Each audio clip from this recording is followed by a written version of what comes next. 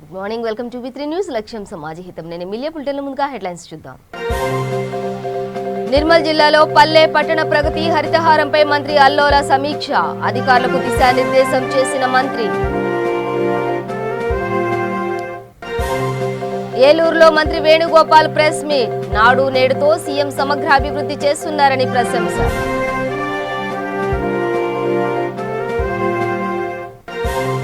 నర్సీపట్నంలో మాజీ మంత్రి సాధన దీక్ష. ప్రభుత్వ వైఫల్యాలను ఎండగట్టిన అయ్యన్న.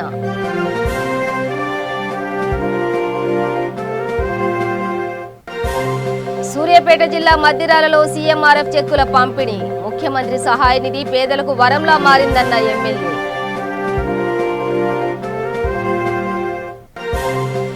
మెదక్లో విద్యుత్ షాక్ తగిలి దళిత రైతు మృతి. ఎంఆర్ఓ కార్యాలయం ఎదుట పెద్ద ఎత్తున గిరిజనులు ఆందోళన.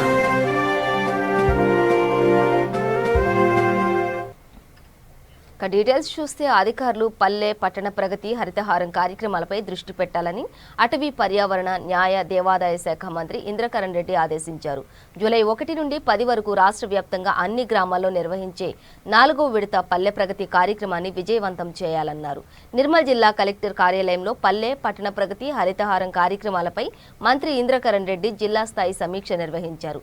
పల్లె పట్టణ ప్రకృతి వనాలు, నర్సరీలలో పెంపకం, నాటిన మొక్కల సంరక్షణ, వైకుంఠ ధామాలు, డంప్ యార్డులు, సెగ్రిగేషన్ షెడ్లు తదితర అంశాలపై అధికారులకు మంత్రి దిశానిర్దేశం చేశారు. సీఎం కేసీఆర్ ఈ కార్యక్రమాలపై ప్రత్యేక శ్రద్ధ తీసుకుంటున్నారని, వీటిని విజయవంతానికి తగు కార్యాచరణ ప్రణాళిక రూపొందించుకోవాలని సూచించారు. అధికారులు తమ బాధ్యతల నిర్వహణలో నిర్లక్ష్యం వహిస్తే చర్యలు తప్పవని హెచ్చరించారు. ప్రజల భాగస్వామ్యంతో పల్లె పట్టణ ప్రగతి హరితహారం కార్యక్రమాలను విజయవంతం చేయాలన్నారు. ఈ సమావేశంలో ఎమ్మెల్యేలు విఠల్ రెడ్డి, రేఖా శ్యామ్నాయక్, జిల్లా పరిషత్ chairperson K Vijayalakshmi, collector Mushraf Ali Farooqui, Nirmal municipal chairman గండ్రాత్ Eshwar, ఇతర ప్రజా ప్రతినిధులు, అధికారులు పాల్గొన్నారు. రాత్రి 8:30 వరకు క్షుణ్ణంగా ప్రతి అంశంపై కూడా మాట్లాడడం జరిగింది. మనము మన జిల్లాలో కూడా ఈ ప్రోగ్రాము తయారు చేసుకోవాలి. ఎక్కడ కూడా కాంప్రమైజ్ అనేది ఉండకుండా మన పని జరగాలి అని చెప్పి ఆ కాన్ఫరెన్స్లో అడిషనల్ కలెక్టర్, అదేవిధంగా డిపిఓస్, మరి సంబంధిత ఇక కూడా మనం అధికారులు కూడా రావడం జరిగింది. మన జిల్లాలో మనం కూడా రివ్యూ ఏర్పాటు చేసుకున్నాము. ఈ కార్యక్రమంలో పాల్గొన్న పల్లె ప్రగతి పట్టణ ప్రగతి ముఖ్యమంత్రి గారి ఉద్దేశం ఏంటంటే ప్రతి నెల ప్రతి గ్రామ పంచాయతీకి, ప్రతి మున్సిపాలిటీకి డబ్బులు పంపుతా ఉన్నాం. కరోనా కష్టకాలంలో కూడా అప్పులు తీసుకొచ్చారా కానీ డబ్బులు ఇవ్వడం జరుగుతుంది. ఎక్కడ కూడా మరి లేవు అని అనకుండా ఇప్పటివరకు దాపినటువంటి దాఖలాలు ఎక్కడ లేవు. ట్రాక్టర్లు కొనిచ్చారు పల్లెల్లో, ట్రైలర్ కొనరు, ట్రాక్టర్ కొనరు. చెట్లు ఒక్క చెట్టు కూడా చనిపోకూడదు. మరి మనము అడిషనల్ కలెక్టర్ రూరల్ డెవలప్మెంట్ ఏదైతే ఉందో వారికి ఎక్కువ బాధ్యత ఇప్పుడంతా కూడా ఉన్న సందర్భంగా మరి ఫ్రీక్వెంట్గా గ్రామ సర్పంచులతో, సెక్రటరీలతో, ప్రతి గ్రామ పంచాయతీలో ఉన్నటువంటి మరి ఎంపీఓలు కానీ ఎంపీడీఓలు కానీ వాళ్ళ పైన ఉన్నటువంటి డిపిఓ కానీ ఇతర అధికారులందరూ కూడా ఈ 10 రోజులు అలర్ట్గా పనిచేయమని చెప్పడం జరిగింది. మరి కలెక్టర్స్ కూడా బాధ్యత తీసుకొని ఎక్కడ కూడా కాంప్రమైజ్ అనేది లేకుండా పల్లెటూళ్ళల్లో ప్రభుత్వం తీసుకుని గైడ్లైన్స్ ప్రకారంగా డంప్ యార్డ్లు అన్ని నిర్మాణం చేసుకున్నాం. వైకుంఠ ధామాలు నిర్మాణం అయిపోయినాయి. అదేవిధంగా ఈ యొక్క సెగ్రిగేషన్ అని కూడా కంప్లీట్ అయినాయి. మరి రైతు వేదికలు కూడా కంప్లీట్ అయిపోయినాయి. ఇటువంటి కార్యక్రమాలు భారతదేశంలో ఏ రాష్ట్రంలో కూడా శ్మశాన వాటికలు వైకుంఠ ధామాలు అనేది 12,500 గ్రామాలు ఉంటే, మన గ్రామ పంచాయతీలు ఉంటే ప్రతి గ్రామం ఎక్కడ దానం చేయాలన్నప్పుడు సమస్యలు మనం చూసాం టీవీలలో. మరి కరోనా టైంలో పాపం మోటార్ సైకిల్ పైన మరి కిలోమీటర్ తీసుకుపోయి దానం చేసేది.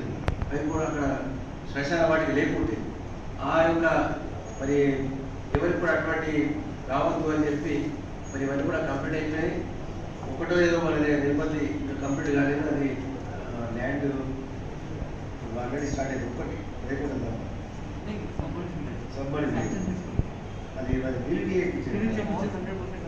మరి అది సర్పంచ్ ఉంచకండి. అదేవిధంగా మనకు తాగునీరు విషయం. పశ్చిమ గోదావరి జిల్లా ఏలూరులో మంత్రి వేణుగోపాల్ మీడియాతో మాట్లాడారు. సీఎం జగన్ తన పాలనలో అభివృద్ధి చేసి చూపించారని ఈ సందర్భంగా చెప్పారు. నాడు నేడు ద్వారా ఎవ్వరూ చేరని అభివృద్ధి పనులు కులమతాలకు అతీతంగా అందిస్తున్నారని అన్నారు. ఇంగ్లీష్ మీడియం విద్య ద్వారా చిన్నారులకు అందించి వారికి ఉన్నత భవిష్యత్తును అందిస్తున్నారని తెలిపారు. తూర్పుగోదావరి ఆహా జగనన్న నీ జన్మ ధన్యమయ్యా అనేటువంటి మాట చూడండి. ఇక్కడ నాడు నేడులో మీ పాఠశాల చూస్తే ఎవరైనా ఒక మంచి తలపెడితే నిరోధించడానికి వచ్చేవాళ్ళు రాక్షసులు. ఆ రాక్షసు పేరు చేశాడు. ఇంగ్లీష్ మీడియం పెట్టడానికి వీల్లేదు, తెలుగు అన్యాయం చేస్తున్నామని చెప్పినటువంటి చంద్రబాబు నాయుడు మాటలు లెక్క చేయలా. నేను ఈ రాష్ట్రంలో పుట్టినటువంటి పేద పిల్లవాడు, దళితుడా, గిరిజనుడా, ఎస్సీయా, బీసీయా, మైనారిటీయా, గ్రామాల్లో తిరిగేవాళ్ళ స్కూల్కి వెళ్ళడానికి గర్వంగా ఉండాలి. ప్రపంచాన్ని జయించేటువంటి ఇంగ్లీష్ మీడియం సిబిఎస్ సిలబస్ తీసుకొచ్చాడే, ఇది కదా. నీవు ఆలోచించవు నీ కొడుకు గురించి, నీ కూతురు గురించి, కానీ జగనన్న ఆలోచిస్తున్నాడు అనేటువంటి మాట గ్రామంలో ప్రతి ఎంత చర్చ జరగాలనేటువంటి మాట ఈ సందర్భంగా నేను మనం చేస్తూ ఉన్నాను. ఇన్ని మంచి కార్యక్రమాలు నాడు నేడు తీసుకున్నాడు, అమ్మఒడి తీసుకున్నాడు, విద్యాదేవుని తీసుకున్నాడు, విద్యాకాలం తీసుకున్నాడు, గోరు ముద్ద తీసుకున్నాడు. అది విద్యకు సంబంధించింది. అయితే కాలీన రాజకీయాల్లో తనకంటూ ఒక చరిత్ర సృష్టించుకున్న జగన్మోహన్ రెడ్డి గారు, ఆయన నాయకత్వం, ఆయన పాలనలో ఈ రాష్ట్రంలో జరుగుతున్నటువంటి పేదవాడి ఇంటి నుంచి పేదరికాన్ని తరిమేసే యజ్ఞాలు మనందరం వైఎస్ఆర్ కాంగ్రెస్ పార్టీ నాయకులుగా ఉన్నామే. మన నాయకుడు మనకిచ్చిన మంత్రం ఏమిటి? రాజకీయం అంటే సేవని, కష్టంలో ఉన్నవాడిని ఆదుకోవడం అని ఆయన చేస్తూ మనకి మార్గదర్శి అయినటువంటి జగన్మోహన్ రెడ్డి గారి పాలన ఇది ఒకటి కాదు, రెండు కాదు, గంటలు మనం మాట్లాడుకోవచ్చు. సర్రాజు గారు అనుకుంటారు వీళ్ళంత బలహీన వర్గాలు 139 కులాలు ఉన్నాయి. ఈ కులాల్లో ఆత్మన్యూనత్వం ఉంది. కొంతమంది అధికులుగా ఉంటారు, చెట్టుబంజీలు, ఈస్ట్ గోదావరి ఎక్కువ ఉన్నారు కాబట్టి ఎక్కడో చోట అలసా నేను ఒక ఎమ్మెల్యే ఉంటాను. లేని కులాలు చాలా ఉన్నాయి. 139లో కనీసం 20 కులాలు నా పక్కన ఉంటాయి, 20 కులాలు ఈ పక్కన ఉంటాయి. వీళ్ళకి ఏది ప్రాతినిధ్యం? రాజకీయ ప్రాతినిధ్యం లేదే. ఏది గౌరవం? ఉదయం నుంచి సాయంత్రం వరకు అతని అవసరతలన్నీ తీర్చేవాడే బీసీ అని అన్న మాట అన్నప్పుడు నా ఒళ్ళు గగురుకొచ్చింది. అంటే బీసీల పట్ల ఆయనకి ఎంత గొప్ప అధ్యయనం చేశాడు నాయకుడు. బీసీలంటే బ్యాక్వర్డ్ క్లాస్ కాదు, back bone class of India. భారతదేశ సంస్కృతిని అంటే వేల సంవత్సరాలుగా ఈ సంస్కృతిని సంరక్షించిన వాళ్ళే బీసీలని. మనం వేసుకున్న బట్ట, మన శిరోజ సౌందర్యం, మనం వేసుకునే బ్రష్, లేకపోతే మన తిండి, వండే కొండ ఒకటి కాదు, చేసే పార, కలం అంటే నాగలి, కలం అంటే ఇది. అంటే అన్నానికి హలాన్ని రాజు గారికి పాటించాలని యాక్చువల్గా అక్కడ ఉండాలి. 56 కార్పొరేషన్ చైర్మన్ని ఆ రూమ్లో కూర్చోబెట్టాలి. దాంట్లో నాకు ఆశ్చర్యం ఏంటంటే సుబ్బారెడ్డి గారు అన్నట్లుగా అసలు వెల్ఫేర్. నర్సీపట్నం ఎన్టీఆర్ మినీ స్టేడియంలో మాజీ మంత్రి చింతకాల అయ్యన్న పాత్రుడు టీడీపీ పార్టీ శ్రేణులతో కలిసి సాధన దీక్ష కార్యక్రమం చేపట్టారు. ముందుగా స్టేడియంలో ఉన్న గాంధీ విగ్రహానికి పూలమాలలు వేసి అంజలి ఘటించారు. అనంతరం గాంధీ విగ్రహం ముందు సాధన దీక్ష చేపట్టారు. మాజీ మంత్రి అయ్యన్న మాట్లాడుతూ కరోనా బాధితుల పట్ల కరోనా లాక్డౌన్ వల్ల జీవనోపాధి కోల్పోయిన చిరు వ్యాపారులకు, ప్రైవేటు ఉద్యోగులను ఆదుకోవడంలో వైఎస్ఆర్ ప్రభుత్వం పూర్తిగా విఫలమైందన్నారు. కరోనా విపత్తు కారణంగా సుమారు 1 కోటి కుటుంబాలు ఉపాధి దెబ్బతిన్నాయని, పన్నులు, ధరల పెంపుతో కుటుంబ బడ్జెట్ తలకిందులైందని, పేద మధ్యతరగతి కుటుంబస్తులు పస్తులుండాల్సిన పరిస్థితి వచ్చిందని ఆరోపించారు. ఇతర రాష్ట్రాలు ఉపాధి కోల్పోయిన పేదల కోసం ప్రత్యేక ప్యాకేజీలు ప్రకటించి ఆదుకోగా ఏపీలో ఎటువంటి ఆర్థిక ప్యాకేజీ అమలు కావడం లేదని విమర్శించారు.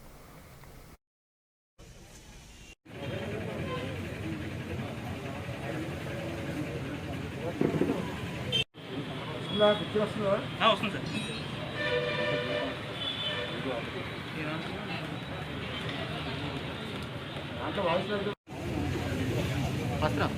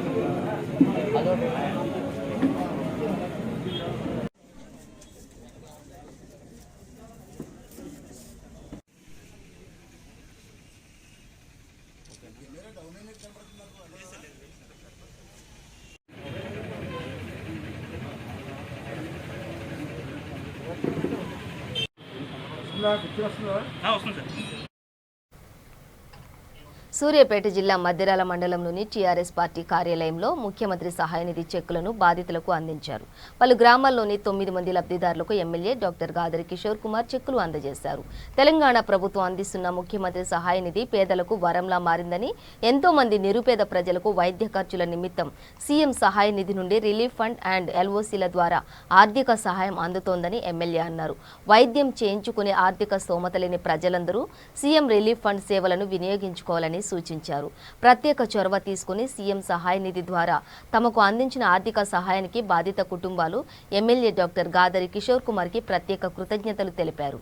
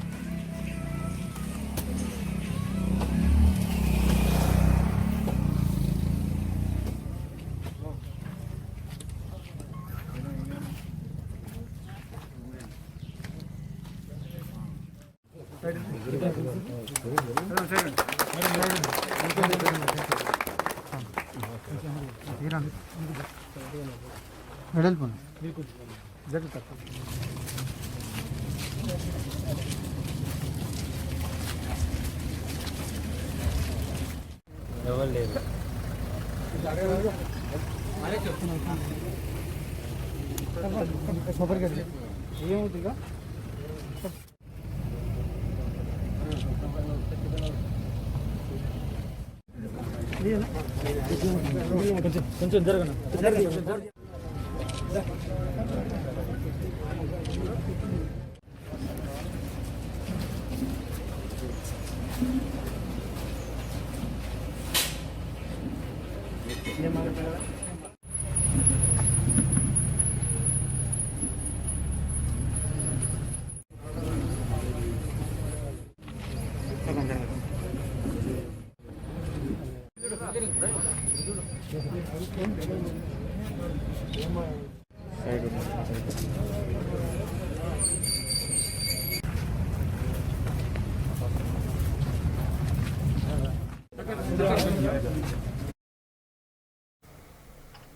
మెదక్ జిల్లా శివంపేట మండలం తహసీల్దార్ కార్యాలయం ఎదుట ఉద్రిక్తతో వాతావరణం నెలకొంది.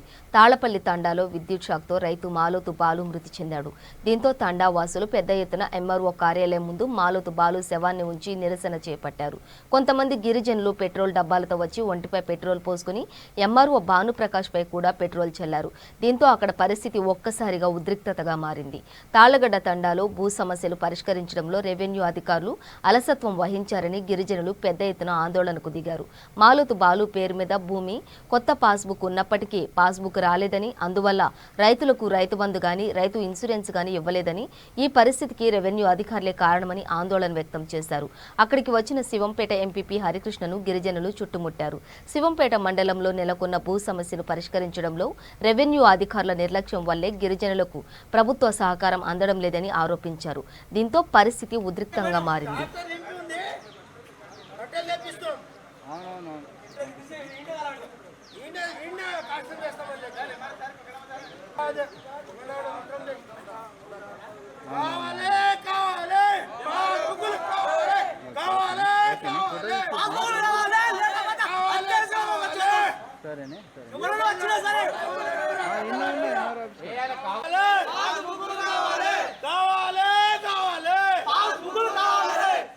ఇక్కడనే వచ్చి వచ్చింది కదా, ఇక్కడనే కష్టం చేస్తావు, కట్టెలు వస్తున్నాయి. రాజకీయ నాయకులు కానీ ముంగటికి రావాలి, చూసుకుందాం. నాయకులు ముంగటి రావాలి, లేకపోతే కలెక్టర్ రావాలి. విశాఖ జిల్లా వేపగుంటలో పెంచిన ఆస్తి పన్నులను తగ్గించాలని భారత కమ్యూనిస్టు పార్టీ ఆధ్వర్యంలో నిరసన చేపట్టారు. గత 18 నెలలుగా కరోనా కారణంగా ప్రజలు తీవ్ర ఇబ్బందులకు గురవుతుంటే రాష్ట్ర ప్రభుత్వం మాత్రం జీవీఎంసీ కౌన్సిల్లో చర్చించకుండా పన్నులు పెంచుతున్నారని, వెంటనే ఈ పెంచిన పన్నులు రద్దు చేయాలని, లేని ఎడల రానున్న రోజుల్లో భారతీయ కమ్యూనిస్టు పార్టీ నిరసనలు తీవ్రత పెంచుతాయని కమ్యూనిస్టు నాయకులు హెచ్చరించారు. రద్దు చేయాలి. ఆస్తి పన్ను ఇతర పన్నులు పెంచుతూ తీసుకొచ్చిన జీవోలు వెంటనే రద్దు చేయాలి. రాష్ట్రంలో కరువు పరిస్థితులు ఉన్నది. కరోనా వచ్చి ప్రజలు అల్లాడుతున్న తరుణంలో అసెంబ్లీలో తీర్మానం పెట్టి ప్రజల అభిప్రాయం కానీ నూతనంగా ఏర్పడినటువంటి విశాఖపట్నం కౌన్సిల్ అభిప్రాయం కానీ స్వీకరించకుండా ఎవరైతే అధికారులు ఉన్నారో అధికారులతోటి ఈ కొత్త జీవోల్ని అమలు చేశారు. దాన్ని ఇంటి పన్నులన్నీ ఆస్తి పన్నులన్నీ పెంచారు. అలాగే ఇంతకుముందు ఇంటి పన్ను ఏదైనా రెంట్కి ఇస్తే దాన్ని బట్టి 2% వేసేవాళ్ళు. ఇప్పుడు అలా కాకుండా మొత్తం ఆస్తి విలువ పట్టి దాన్ని 15% వరకు పెంచుకోవచ్చని కేంద్ర ప్రభుత్వం చెప్తే రాష్ట్ర ప్రభుత్వం దాన్ని అమలు చేయడానికి ఈరోజు జీవోలు ఇచ్చింది. ఈ జీవోల్ని రద్దు చేయాలని అనేక ఉద్యమాల్లో కమ్యూనిస్టు పార్టీ వామపక్షాల తరఫున తెలియజేసినప్పుడు ఈరోజు ప్రజల అభిప్రాయం 3వ తేదీలోగా చెప్పమని చెప్పారు. అందులో భాగంగా ఈరోజు వేపగుంట జంక్షన్లో అందరికీ మా అప్లికేషన్లు ఇచ్చి ప్రజల అభిప్రాయము రేపు 3వ తేదీన జోనల్ కార్యాలయానికి అందరూ అభిప్రాయం తెలియజేయాలని, అలాగే వెంటనే ఆస్తి పన్ను ఎవరైతే కొత్తగా ఈనాడు దేశవ్యాప్తంగా కరోనా సమయంలో 97% ప్రజలు ఉపాధి అవకాశాలు కోల్పోయి అన్ని వ్యాపార రంగాల కార్మికులు వ్యాపారులు ఉపాధి ఉద్యోగాలు కోల్పోయి ఇళ్లల్లో ఉంటూ ప్రాణాలు అరిచేతిలో పెట్టుకున్న పరిస్థితి వచ్చింది. మనం చూస్తూ ఉన్నాం. ఈ సమయంలో ప్రభుత్వాలు ప్రజల్ని ఆర్థికంగా కానీ ఆహారపదంగా కానీ ఆదుకోవాల్సిన సమయంలో ఈరోజు ప్రభుత్వాలు ఈ రాష్ట్ర ప్రభుత్వం ఇంటి పన్నుల పెంపుదల 198 పాత జీవో ప్రకారం 375 చదరపు గజాల్లో ఆస్తి పన్నుకి 50 రూపాయలు కంటే ఎక్కువ వసూలు చేయకూడదనే యొక్క జీవోని ఈరోజు పక్కన పెట్టి నూతనంగా ఈ ప్రభుత్వం 196వ జీవో తీసుకొచ్చి ఆస్తి పన్ను యొక్క పెంపుదల భారీగా ప్రజలపై వేస్తూ, అలాగే నీటి పన్నులు పెంచుతూ నూతనంగా చెత్త వ్యాపారి పన్నులు వేస్తూ ఉన్నారు. చెత్త వ్యాపార పన్నులు వేయడం అనేది ప్రజల యొక్క పౌర హక్కులను వ్యాపారీకరణ చేయడమే అనేది మేము భావిస్తూ ఉన్నాము. ఖచ్చితంగా ఈ రాష్ట్ర ప్రభుత్వం ఇటువంటి ప్రజాస్వామ్య దేశాన్ని గంగలో కలిపి వాళ్ళకి ఇష్టం వచ్చినటువంటి పరిపాలన చేస్తున్నది రాష్ట్ర కేంద్ర ప్రభుత్వాలు. దీనిపై నూతనంగా ఏర్పడినటువంటి ఈ విశాఖ కౌన్సిల్ని తీర్మానం చేయకుండా వాళ్ళతో ఏవి ఒక్క చర్చ జరపకుండా ఈ నీటి పన్ను, ఇంటి పన్ను, చెత్త పన్ను ఇటువంటి తీసుకురావడం అన్నది చాలా దుర్మార్గంగా కమ్యూనిస్ట్ పార్టీ భావిస్తున్నది.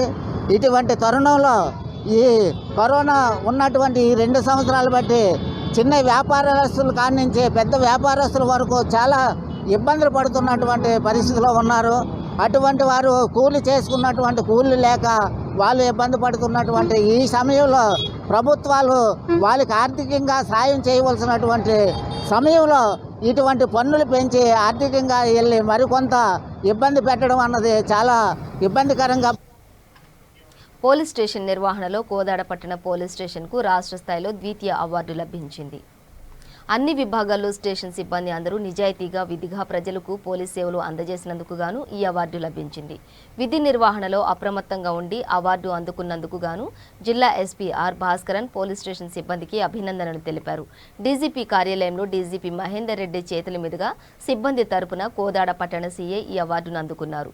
ఫిర్యాదుదారులకు భరోసా కల్పిస్తూ ఫిర్యాదులపై వేగవంతమైన స్పందన, రికార్డ్స్ నిర్వహణ, డైల్ 100 కాల్స్ పై స్పందన, బ్లూ కోడ్స్ పెట్రోలింగ్, పెట్రోకార్ నిర్వహణ, పోలీస్ స్టేషన్ మేనేజ్మెంట్ మొదలగు విభాగాలు అన్నింటిలో ఈ అవార్డు లభించింది.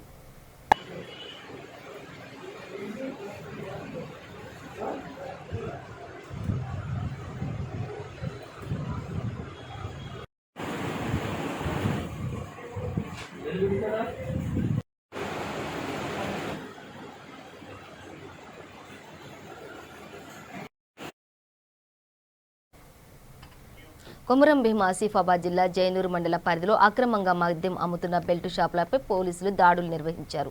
3 మండలాల్లో అక్రమంగా మద్యం అమ్ముతున్న 5గురిపై కేసు నమోదు చేశారు. 45,000 రూపాయల విలువ గల మద్యం స్వాధీనం చేసుకున్నారు. ఏజెన్సీ ప్రాంతాల్లో రోడ్డు ప్రమాదాలు ఎక్కువయ్యాయని, మద్యం సేవించి వాహనాలు నడపడం వల్లనే తరచూ ప్రమాదాలు జరుగుతున్నాయని గుర్తించి తనిఖీలు చేసినట్లు సీఐ తెలిపారు. చట్టవిరోధ చర్యలకు పాల్పడితే కఠిన చర్యలు తీసుకుంటామని ఆయన హెచ్చరించారు.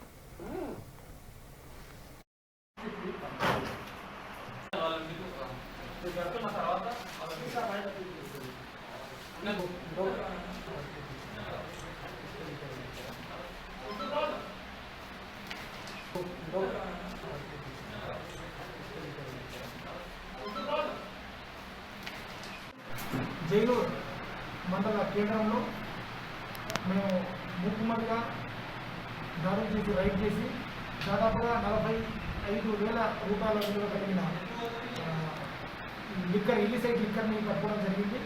ఇక్కడ ఆదివాసీ పెద్దలు, ఈ పటేళ్ళు అంతా కలిసి మా ప్రాంతంలో మద్యపానం ఉండొద్దు అన్న తీర్మానాన్ని గౌరవించి ఈ ప్రాంతంలో ఎట్టి పరిస్థితుల్లో మద్యం అమ్మకాలు కానీ ఇల్లీగల్ యాక్టివిటీస్ కానీ ఏమి కూడా జరగకుండా ఉండడంలో భాగంగా ఈరోజు అందరం కలిసి రైడ్ చేసి ఆ లిక్కర్ని పట్టుకోవడం జరిగింది. ఇక ముందు కూడా ఈ తీర్మానం చేసిన ఈ ప్రాంతాలలో అనుమతి లేకుండా ఎవరైనా సరే ఈ అసాంఘిక కార్యకలాపాలు చేసినట్లయితే వారిపైన చట్ట ప్రకారంగా చర్య తీసుకోవడం జరుగుతుంది.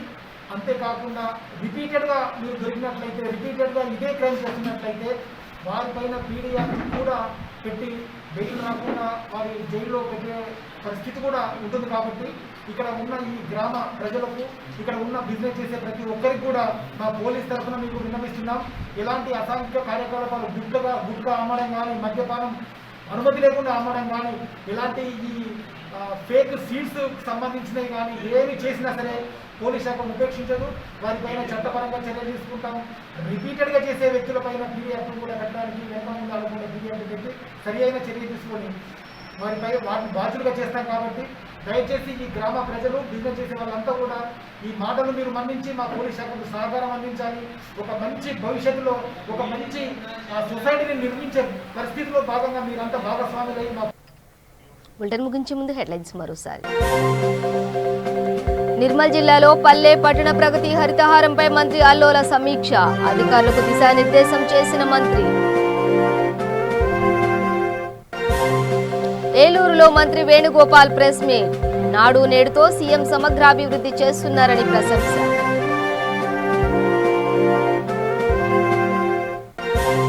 నర్సీపట్నంలో మాజీ మంత్రి సాధన దీక్ష, ప్రభుత్వ వైఫల్యాలను ఎండగట్టిన అయ్యన్న.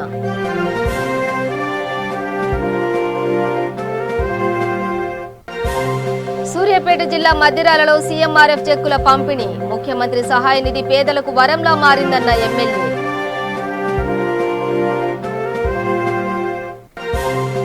మెదక్లో విద్యుత్ షాక్ తగిలి దళిత రైతు మృతి, ఎంఆర్ఓ కార్యాలయం ఎదుట పెద్ద ఎత్తున గిరిజనులు ఆందోళన.